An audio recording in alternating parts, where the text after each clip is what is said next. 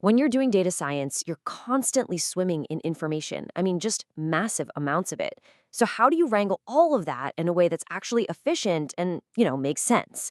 Well, today we're diving into one of the most fundamental tools in any data scientist's Python toolkit, the list. I mean, seriously, think about it. You've got a million different prices, thousands of customer names, maybe endless streams of measurements coming from a sensor. Almost everything you'll work with starts as a big collection of stuff, and you need a really good way to handle it all. And that's where the Python list comes into play. It's the go-to method for storing a bunch of items together in an ordered way. Honestly, the best way to think about it is like a trusty backpack. It's always there, ready to help you carry all your data points, no matter how many you have. So, how does this backpack actually work? Let's start with the absolute basics, how to get your data into a list, and then, just as important, how to easily find exactly what you're looking for. Creating a list is, you'll be happy to hear, incredibly simple. All you need are some square brackets, and you just separate your items with commas. So here, we've just made a list called marks with 4 student scores. Yep, it's really as easy as that. Now, what's really powerful about lists is they're not just a random jumble of data. They're ordered. Every single item has a specific position, which we call an index. And here's the key thing in Python. We always start counting from 0. So the first item is at index 0, the second is at index 1, and so on. It feels a little weird at first, I know, but you'll get used to it fast. It's totally fundamental.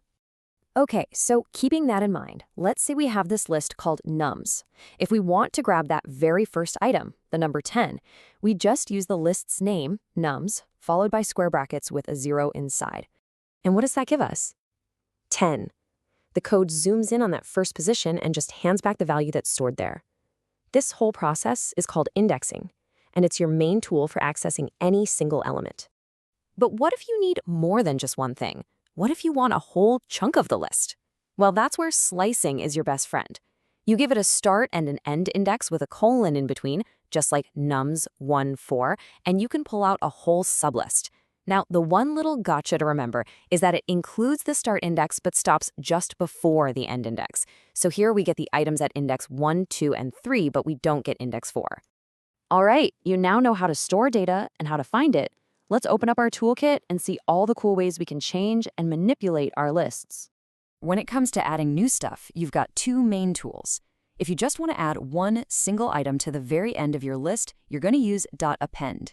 But if you have a whole other list of items you want to add, you'll use .extend. It basically unpacks that second list and tacks all of its items onto the end of your first one. Sometimes just adding to the end isn't what you need. What if you have to stick an item right in a specific spot? For that, you use the .insert method. You just tell it the index where you want it to go and the item you want to put there. It's perfect for things like bumping a task up in a to-do list or inserting a value into the middle of a sequence. And what about taking things out?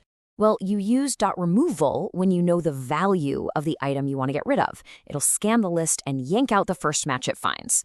On the other hand, you use .pop when you know the position or the index of what you want to remove.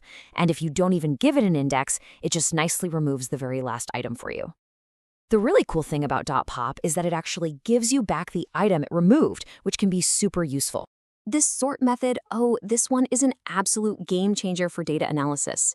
It just rearranges your entire list, usually from smallest to largest, right there in place.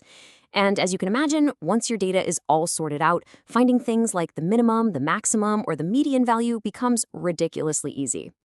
Okay, so let's do a quick flyby recap. Here's a little cheat sheet of those key methods. We've got append and extend for adding, insert for putting items in a specific spot, remove and pop for taking things out, and sort for getting everything in order.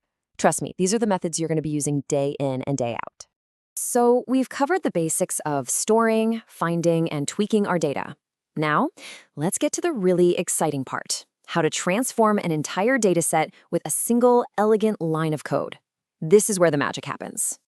Okay, so let's start with our simple list of student marks again. We've got 4 scores, our raw data, pretty straightforward. Now, here's a classic data-style task. Let's say we need to give every single student in this list 5 bonus marks. How would you do that efficiently without writing some clunky loop? The answer is something called a list comprehension, and it is one of the most beloved features in Python because it reads almost like plain English. Let's just break it down. First, For m in marks, that just tells Python, hey, go look at each mark in our list. Second, m plus 5 is the operation we want to do. Add 5 to each of those marks. And finally, the square brackets around the whole thing tell Python to collect all those new results into a brand new list.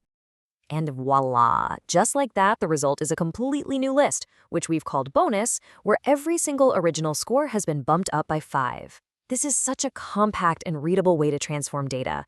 You're going to see this pattern absolutely everywhere when you're cleaning and analyzing data. So let's just pause for a second. In just the last few minutes, you've added some serious firepower to your Python skills. You can now create collections of data, access any piece you need, modify your lists with total precision, and, my favorite part, transform entire datasets with just one line of code. And that really brings us to the final thought here. Being able to structure and manipulate collections of data, that's the first real step on any data journey.